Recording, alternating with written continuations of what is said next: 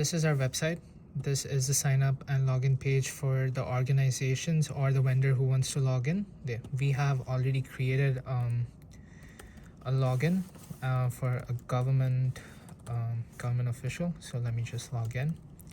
We also use Firebase for authentication. Upon logging in, the user is directed to a dashboard page where we get different information displayed in reusable cards. We can display the expiry contracts, cheap alternatives, renewal withdrawals, and the like. And we also included a tool which I'll be explaining later.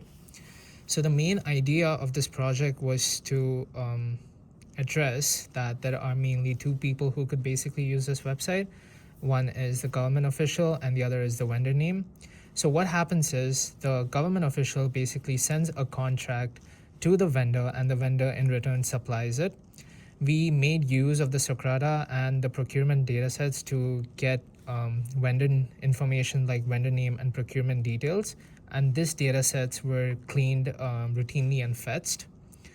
And the vendor basically, we also included an AI agent, which basically summarizes everything that is returned. And the next step is the problem that we faced was we were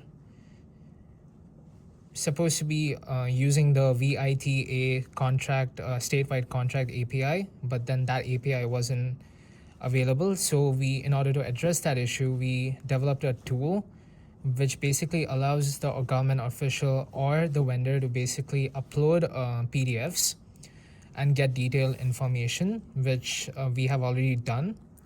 And if you go to the upload page, this is all the details that you get: the contract number, the type, and the commencement details, and all the related details.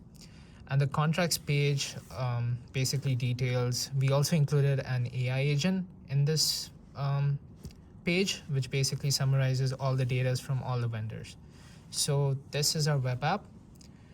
It takes time to load, so it works.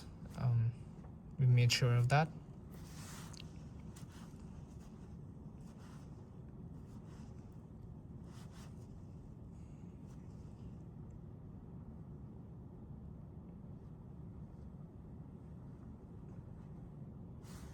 And as you can see, for our user, we got the details like the total spend, the unique vendors used, and the AI summary of every detail that is being displayed on this page. So as for the tech stack, we made use of Next.js and Firebase for authentication.